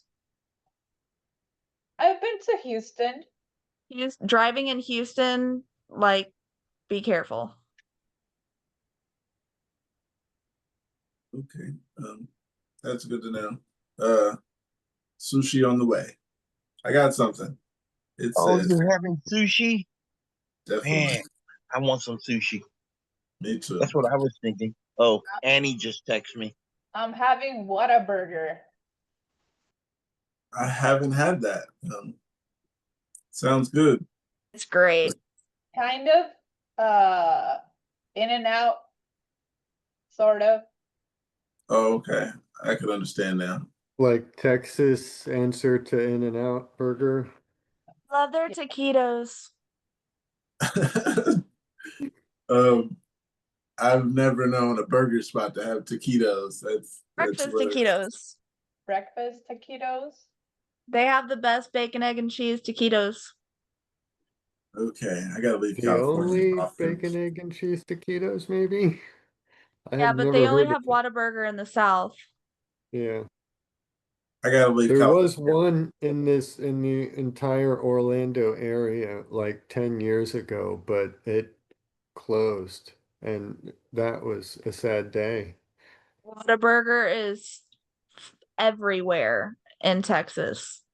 Absolutely. You even in like places if you're driving through Texas and there is like completely rural areas where there's not even a Walmart, you'll see a Whataburger. Is that your favorite restaurant in Texas? Yes. It's the most common, definitely not my favorite. All right, so I got something here. Somebody on Ficompa and Xcopri and Tegretol XR says, safely sleeping alone with seizures. Advice, please. What devices or monitors do you have to stay safe if they have a grand mal at night when sleeping alone? I do not have grand mal seizures very often, but over the 10 years, I have had a significant other sleeping in my bed with me to monitor my seizures. I am currently on my own and sleeping at my sister's house. She has a pad that goes under me to alert her if I seize. But what do I do to safely sleep alone in their home? Get a camera. Um, yeah, get a camera. I had Mine a just big problem with that for a long time. I couldn't sleep alone. They have on the Apple Watch, like on those Apple Watch things, and they have those watches that'll detect whether you're having a seizure or not, and it can call for help. Oh yeah, a friend of mine has that. She might be here later, but what was I gonna say? Oh You man, do have to pay for the like the service. yeah. Whether it's the Apple Watch, you have to pay for the app, or there's a couple watches that all they do is just detect seizures, but it Yeah, so definitely like works, but dedicated medical that was a big problem devices. for me for a long I time. always sleep alone. Yeah, I have a camera right here in front of me, it's like right here on my windowsill, and it keeps texting my phone that something's moving in front of it. But I'd rather it do that than not do that, and I sleep let on me my know when I have a side. seizure. Even though it just sends me messages even when I'm talking and stuff. Like the detection is really good because I'm not moving, but my lips are moving, and it'll send me a message something is moving. I But just yeah, I sleep turned the sound detection off because the sound detection, it'll hear everything and keep sending me messages, and we're sitting here talking to each other. But Yeah. yeah, get a camera. I suggest it. When you're asleep, turn the detection high, turn the sound on. It'll hear everything. I suggest turning your notifications off at nighttime for it because it will ring and ring and ring every time you turn over it just for no reason. So I suggest that. Anybody else? Any suggestions? Sleep. Lufa was saying something, I think. I'm Did, just gonna stay to sleep on your side or something. Yeah, I The try sleeping Apple on my Watch really side. works. That Apple Watch, just that app, it really works. And it's so easy and it does not go off unless you're actually having a seizure. Except for one time where I was like, I fell really hard to the ground just because I was clumsy, and it was like, do you want me to call an ambulance? But it like I actually did fall to the ground. Someone else told me that. She told me it has the fall detection. She told me, but one time she Yes. fell and she couldn't get to tell them in time, don't call, and they just called the ambulance. Said she was fixing her wounds. I think she hurt her arm or something like that. And she was like, in that It was time, easy. That didn't happen to me. I was able to turn it off. yeah. Yeah, in the meantime, I You can think turn off the fall detection and just have that seizure app going, and then it just detects if you're like having the clonics. good to know. So that would be my recommendation. But I don't, that used to be a big problem. I was afraid to sleep alone, but now I have my my husband. Okay, we're gonna go to the comments. One comment says, nothing. I'm home alone a lot, both during the day and at night. And if I seize, I'll notice a day or three later that my tongue is bit up or I have weird bruises, etc.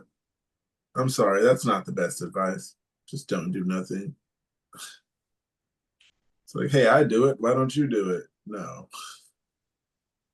Another comment says, I guess I should get something since I'm alone and suffer from TCs when I'm asleep. I didn't realize how dangerous they were until I was choking up vomit last week and I still didn't wake up. Sorry to hear that. Another person says, nothing. I live alone. I have a CPAP mask, so that may prevent suffocating. No. Most of people with SUDEP, or that have died of sudden death of epilepsy, it's a seizure in their sleep when no one's around. That was my biggest fear, like growing up, and it still is. That was the Disney star I was talking to you about, Poogie, earlier. That Disney star that had the RNS. He died, and he was actually at a sleepover. He had friends there too, That and sucks. he had a seizure, and it just kept going, and he died. So, doing nothing is the absolute worst advice. Right. Just Move on. fuck around and find out. By the time you're not going to find out, you'll be dead. I was gonna say that you don't want to find out. So sorry to be so like horrible on a support group for epilepsy. Like It is all might right.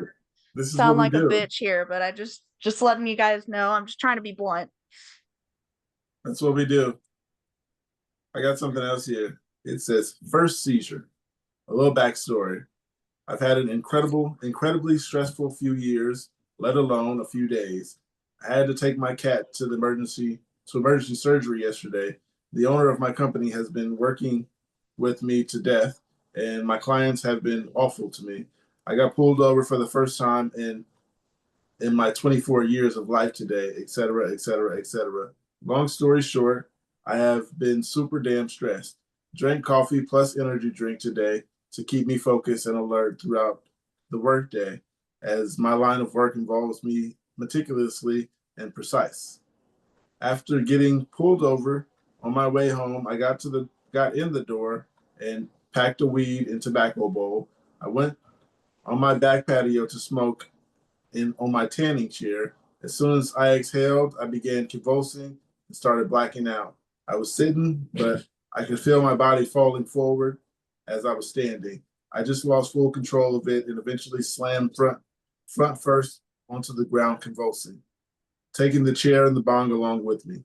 I remember just laying there, unable to control my body, thinking, I need to call my mom, and thinking, what the fuck is happening?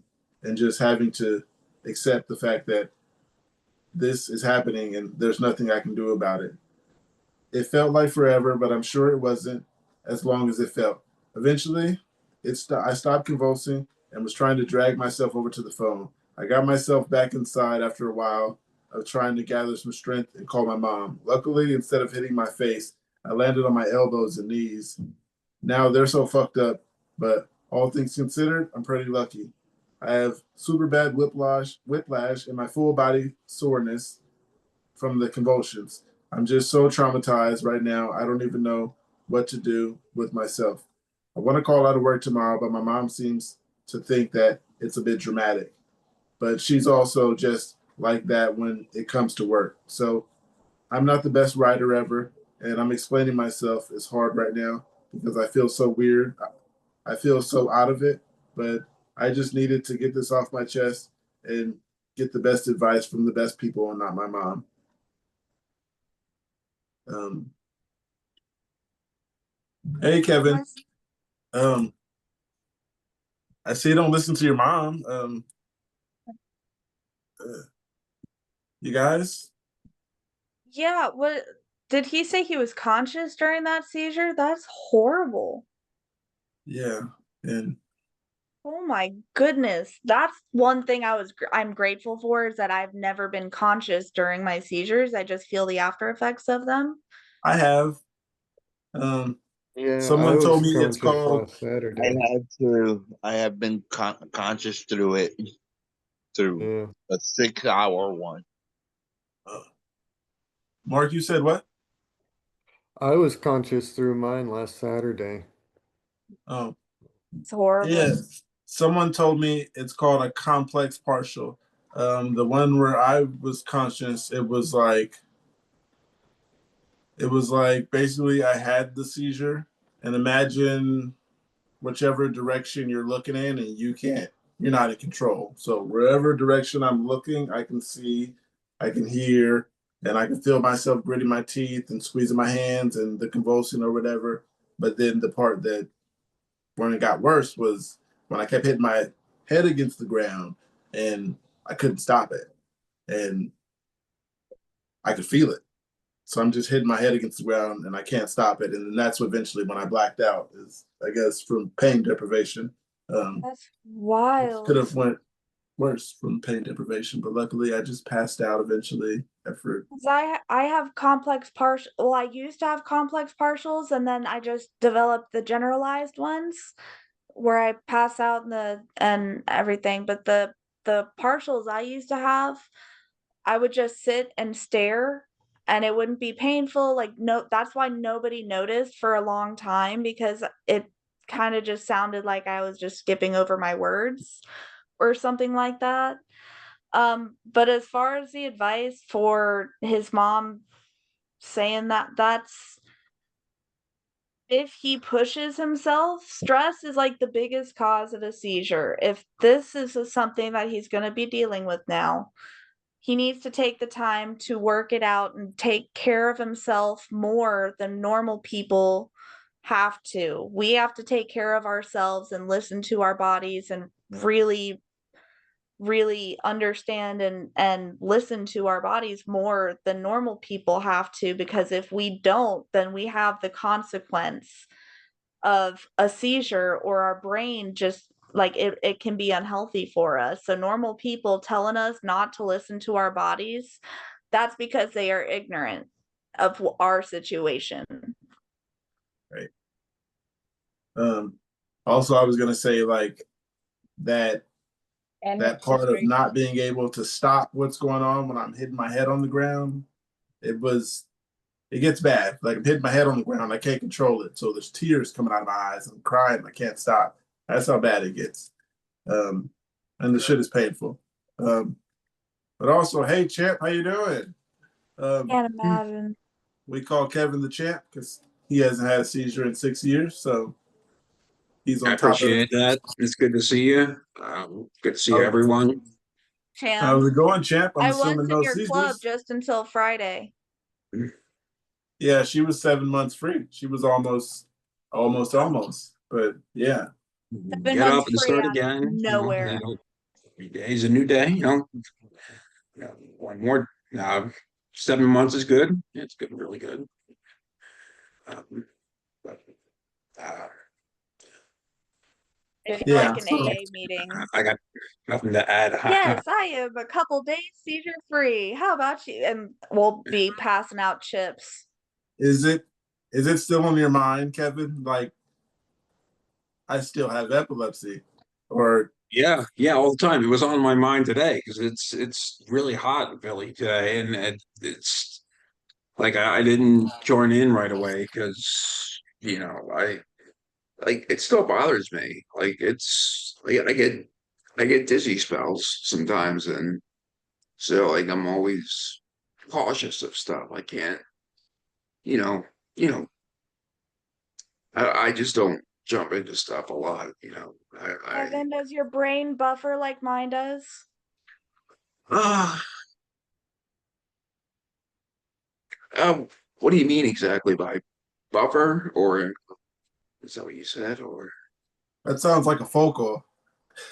Oh, okay. My No. brain just buffers when I'm trying, like I'll word finding and things like that. It'll Oh, just be yeah. like Okay. Yeah. my The those moments where you're just trying to be like, trying to I find call words. it brain buffering. Yeah. All the time. Yeah. I just did it right now. I was trying to find a word and I couldn't find it. Yeah.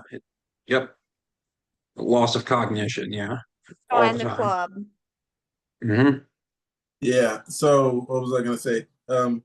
Kevin, she also has the VNS like you, and Oh, okay. she was telling me, that she was going so long, 7 months, and she stopped feeling like a patient. Um, but you can give her the experience of you still feel like that every time, every day, even though it's been Yeah. 6 years. Yeah. I mean, it never really feels gone. So, I mean, Yeah. Okay. And I know it for me, like I still feel the what's the word? Give just a minute. This is yeah, it takes a second.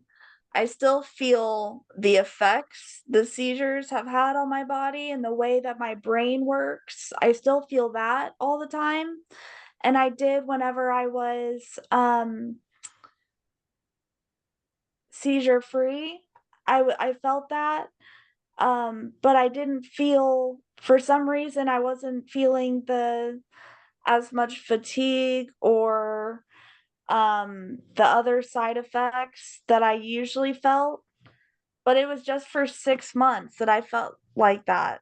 6, 7 months, and they said that I might feel better because when they insert the wires into my brain, it kind of stops some of the connections between my parts of my brain.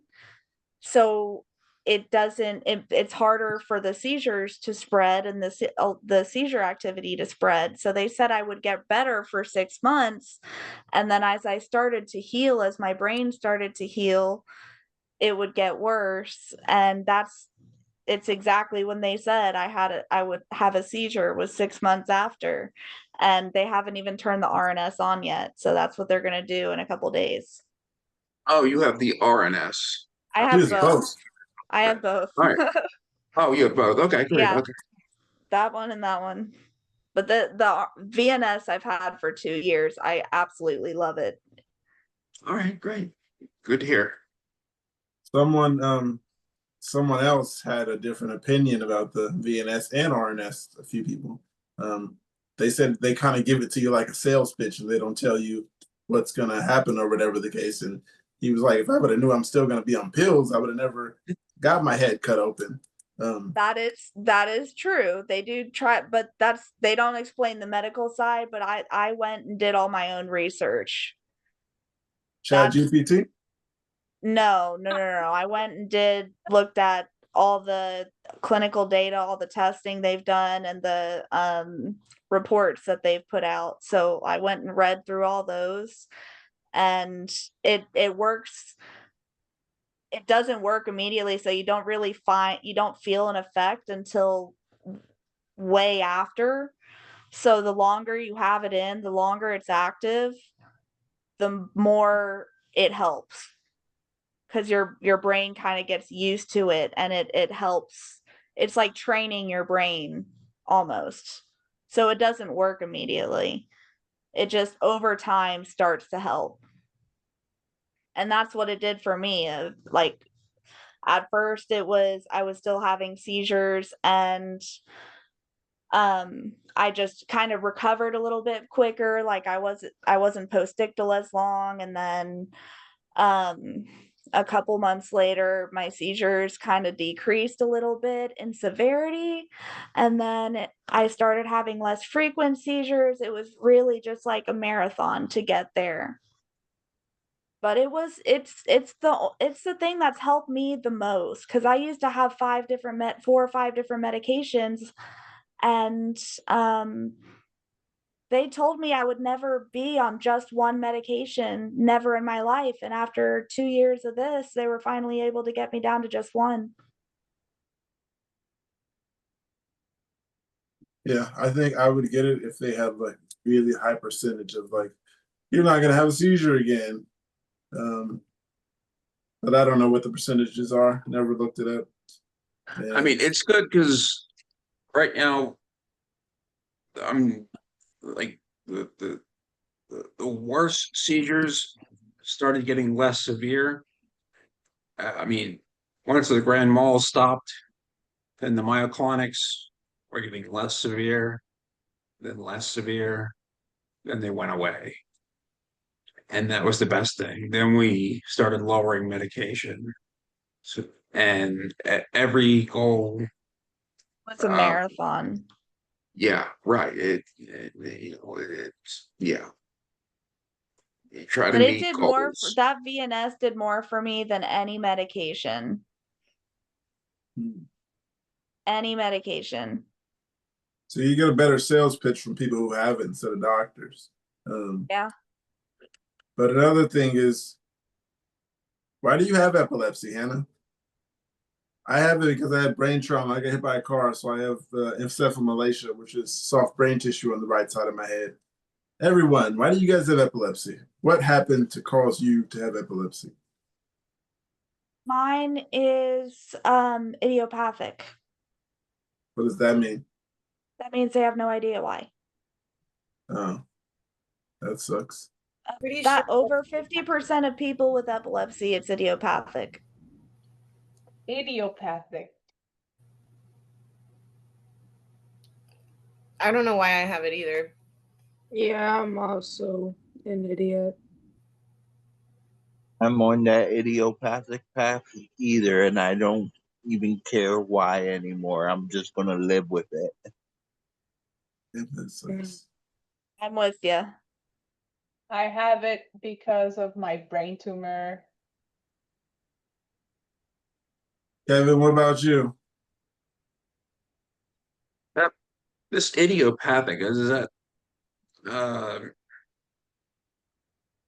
like I don't really understand this. I'm learning something Idiopathic new. means no known reason. Would that include JME? I mean, I have a diagnosis, but Idiopathic means that they've run all the tests, like your CT is clean, MRI is clean. There's no known reason why you would have seizures, and that they would have done all the genetic tests to see if that's like they've done all the tests, but there's still Yeah. no known cause. yes, I have a reason for it. I mean, like I said, I have a diagnosis, but What's your diagnosis? I'm a Google. generalized juvenile myoclonic epilepsy. It's a diagnosis of epilepsy, but that's not a diagnosis of why you were what's causing the Why you seizures. have it? Yeah. Yeah. Okay. I So assume most likely, if they didn't tell you, you're idiopathic. Like Sailor Mom knew why she has it, and it's because of her head. Pookie knows why he has it. She has brain trauma just like me. I have soft Yeah. brain tissue. She has a scar. Yeah. it's not from an injury. It's not from Right. anything else. It's not that anything that I know of. They just gave me a diagnosis and ran off. I did not know how common that was. I didn't even know what idiopathic was, but that is really common now. Mark, you got Crazy. something? That's been a big fear of mine, especially with having children, because they say it's not genetic, but they have no idea how I got it. So Right. that was one of the things that I talked with Katie in the one on Wednesday. It's terrifying. I have no way to know if I have a child, if I will be passing on this horrible disease.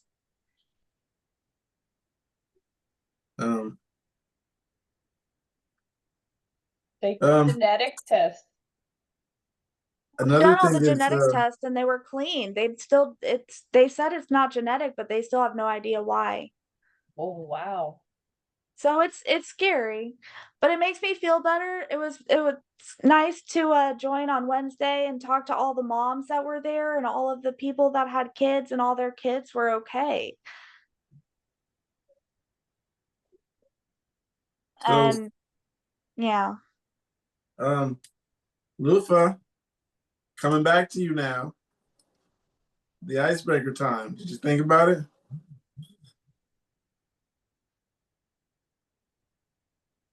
Kevin, did you get the icebreaker? Yeah, I'd like to break some ice. That's cool. Okay, the icebreaker was what's something depressing that someone casually said to you? Pressing. Oh.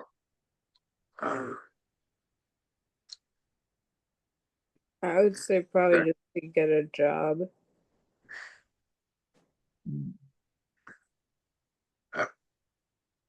I don't like the passive aggressive stuff people do, anything passive aggressive. That's like either you're gonna say something negative, say it out loud, Mhm. know what I mean? Yeah. If you're gonna say shit, say it out loud, That makes sense. Yes, it does. My last appointment with my doctor, when I told him I was seizure free, he said, don't worry, they'll be back. Oh, What? What a jerk. How does that That one was conversation a come little about? rough. Huh? How does that conversation even start? Well, because A tool. he's my epileptologist. And this was post-op. He doesn't need to be a snarky jerk about it, though. God. Well, over the years, he has really gone like when I first met him 5 years ago, he was super like sweet, looks like just really energized, just really excited to be there. And over the years, he just looks like a sad alcoholic. Oh. But it's just from the stress of being there. Cause that office that I go to, it's a huge facility and they have so many patients and he's just super stressed.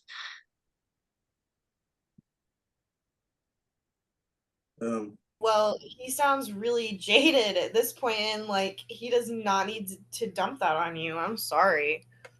Oh, it's all good. I just was like, I just thought of that example for depressing comments.